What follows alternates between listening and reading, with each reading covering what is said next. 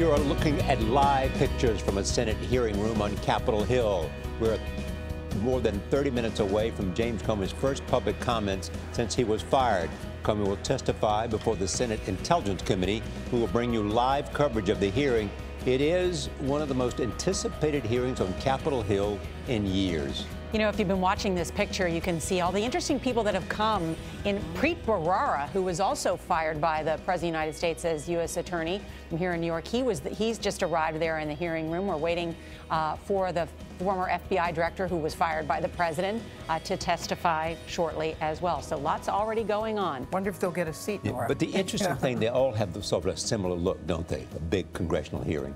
Oh, yes. Yes, they do. Absolutely. They do. Those are all tables behind, by the way, that's the desk where the FBI director, former FBI director, will be testifying. Those tables behind it are all reserved for reporters. Right. So reporters all have a seat there right inside the room. It's the Hart 216 building is one of the most iconic kind of buildings on Capitol Hill. The hottest ticket in town. Yeah, absolutely.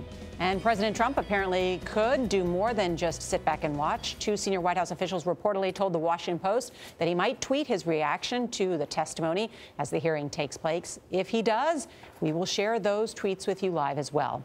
And James Comey's opening statement was released yesterday about conversations the president and Comey had between January and April.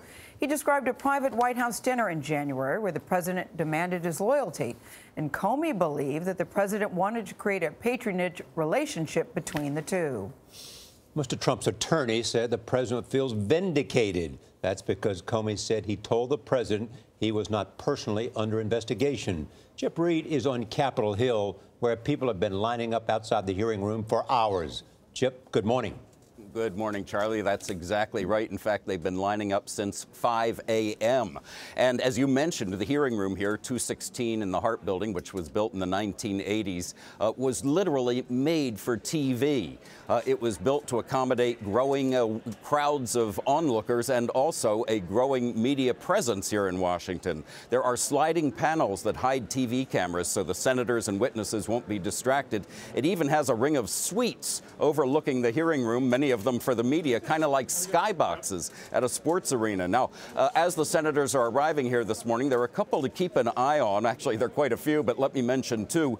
One is Florida Senator Marco Rubio, who yesterday grilled the Director of National Intelligence, Dan Coats, and also the NSA Director, Mike Rogers, on whether they were pressured by the White House to try to influence an ongoing investigation. Rubio has voiced concerns over Russian meddling in the election. And another one to keep an eye on is Richard Burr of North Carolina. He announced last year, after he narrowly won re-election, he had 51.1%, that he's not going to run for re-election. So as the Republican chairman of this committee, he doesn't have to worry about the swing state politics of North Carolina. And he and Mark Warner, the Democratic vice chairman of this committee, work very well together on a bipartisan basis. Norah?